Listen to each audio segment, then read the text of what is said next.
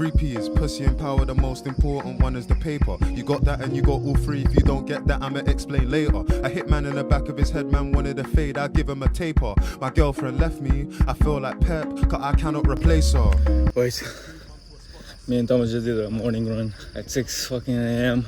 I don't know if you can see, but this incline is crazy, boys. And the reason why we want to do this is because you have to punish yourself for your trading actions. So, not even just losing, because we all know losing is normal in trading, but losing when you shouldn't. And that's by making trading mistakes, that's by making horrible decisions that aren't according with your plan. So you gotta punish yourself for those, so you won't repeat them again and do some fucked up shit like some running. You know, but I don't know about y'all, but me, I hate running. And yeah, man, 6 a.m. sunrise on the view, tropical paradise, but stay hard, boys. And today is weekend, boys, so you know what we're about to do today? Today we're about to backtest, because even a profitable trader like me, you have to backtest, boys. And if you're a beginner and you're not taking advantage of the weekends to backtest, I mean, you simply don't want it enough. And it's not only the weekend. You should be backtesting every single day, 1 or 2 hours a day, going crazy. I know it's hard, but trading is hard, and you either want to make it or you don't want to make it. The choice is yours. So let's go to FX Replay. Let me show you some stats. So we're in the FX Replay backtesting tool now. If you want to get this, by the way, for 15% off, you can click the link and use the code Dylan15, I believe. Just check the description and you can get it for a discount. And it's not even to just earn a commission, but I've been using this for the past 2 years, and this is the way I actually became good. I'm always preaching like backtest, backtest, backtest. You can see I've already shown you on another video my backtesting results for my new entry type in 2024, and now I'm doing 2023. It's looking decent. For the 2024 a whole year I did 110%. Okay, so this one we should be in the middle of February. Yeah, and we're about 6% up. We were 8%. I know I fucked up a bit here. 40% win rate. Yeah, it's kind of like that. We're going for 3R. Yeah, so January was good. February lacking a bit. But yeah, this one I haven't traded that much. But yo, 7% for January. It's good. It's good results. Even though it's backtesting, doesn't necessarily reflect live markets results. But hey, if you trade like a robot without emotions, you should be near that. I'm also trying to do a backtest of, not say another strategy, but just having a bigger stop loss.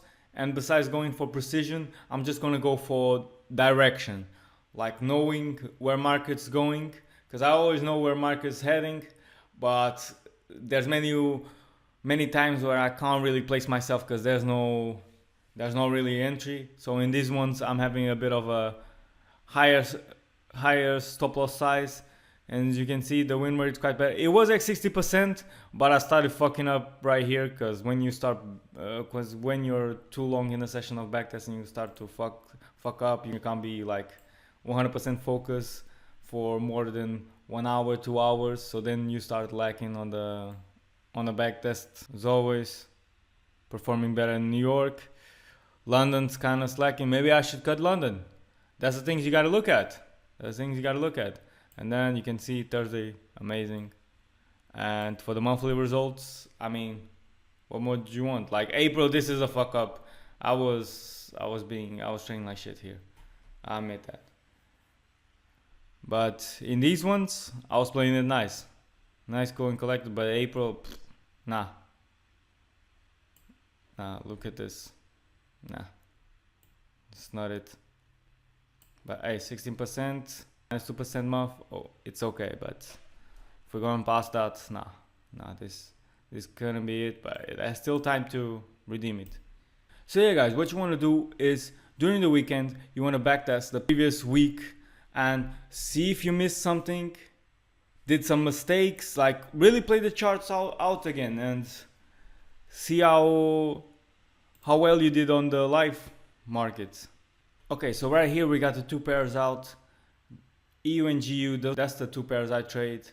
And so on the weekly you can see that EU just took out liquidity, so now we're expecting some long moves. We took out this liquidity, but now it's already been tested, so right now it's looking like relative equal highs right here, so I'm expecting this to go and for the liquidity cycle to do it, break the lows to break the highs to then break the lows or break something higher. We can also come to this inducement to then go higher. Okay, so now we're Monday morning and what we can see is on GU at night we took out this liquidity and we're moving. On EU we still got the inducement below and we got an equal high that's matching with the previous daily low, which should be a good liquidity, but as like I said, we're kind of bullish on the day, so I'm expecting the previous daily high to go as well, but let's see if there's any opportunity here. Okay, GU might look good. GU came to test the order block of the inducement right here that took liquidity, but it's already moving. Might have missed it. We're still expecting to go higher here, so let's see if we break something lower in order to place ourselves.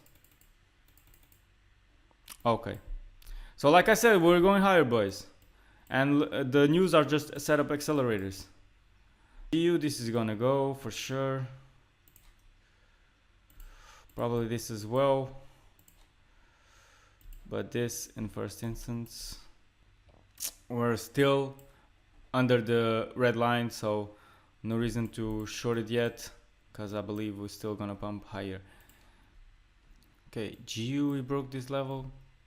There's still another one, but hey, 4 p.m. timing might be a position here. So you can see this impulsement candle just to break this liquidity. Okay.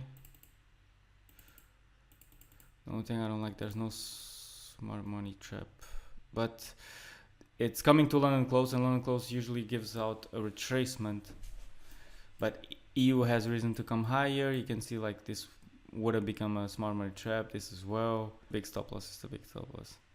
That's the reason I don't like. Let's say we go for 2R. Normally I go for minimum 3, but when it's big stop loss like this, you can go for 2. The only thing is that there's no really smart money trap. There's a bit of this, but okay, we're in. This one's risky. Break a structure. Can place myself break even here, and we're out. Okay, this was the smart money trap then, what I was waiting for. EU still has reason to come higher. We got these perfect equal lows. Price can come test this efficiency, and for GU it's basically the same. Now we broke this, still have the efficiency below. On GU we break it as well. That's why I say these pairs trade similarly. That's why you choose the one that's giving you the better setup. Right now I'm waiting for some sort of smart money trap in order to place myself. Lunch trap timing, New York might come take out London lows. Okay, we took them on GU. G is flying, but to place myself here, maybe, but not the best. This is too far high, but still looking too long. I mean, we're just gonna break it like this and move forward. Okay. Yeah, looks like I missed it, boys. But because there's no really way to place myself in a best safe scenario, I just not missed it, left it. You know, building more liquidity on the upside. If we break this inducement, will be good as well, because this took liquidity. Well, taking liquidity to take another liquidity, that's how price moves. It can definitely come here. Okay, breaking previous daily high. Didn't come to our target, but yeah. G didn't break it as well. It's leaving more liquidity, building more liquidity for later. If we'd have broke this, we could look for shorts, but we didn't, and it's building more liquidity. Okay, nice sweep of liquidity. All right, let's drop down the time frames. Okay, we had a sweep, and if we get a second sweep to the downwards, I'll place myself. Okay, so right here, if price takes this, I mean, we could even place ourselves here, but it's kind of a bit aggressive. But I used to do it back in the day. I think I actually took this one, I'm not gonna lie. Okay, we didn't get stop loss because we didn't enter, but if we get it right now, okay, we're in by a week. Okay, and we're running. Okay, yeah, so I took this one on live, but I took it in a different way. Now I'm seeing what I did. I took it in a different way. Place ourselves break even because we're breaking structure right here, and okay, break even. Oh, but look at this, boys, look at this. Here is, we got stopped out break even here, sure, but EU just came to our second level of the inducement.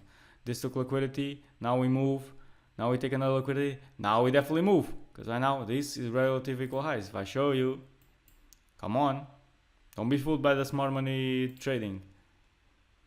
This is not a good spot to short. Big stop loss. I'm gonna really take this on live, maybe, don't know, and go for 3R or at least the liquidity. Okay, we're in. At this point we put ourselves break even. Not yet. As soon as we break the highs, yeah. G would have also been running if I wasn't break even, but hey, it's just following the plan. It's just to protect myself, and that's it.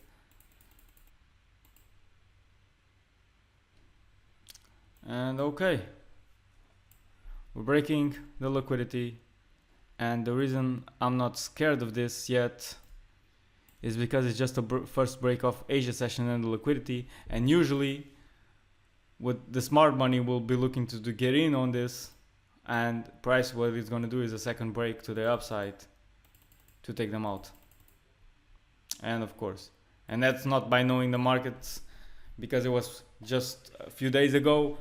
It's just the way it is. On EU just took out liquidity, but because it's Friday, yeah, and it's not gonna let me back test. But that was it, boys. And if we check this, we took one trade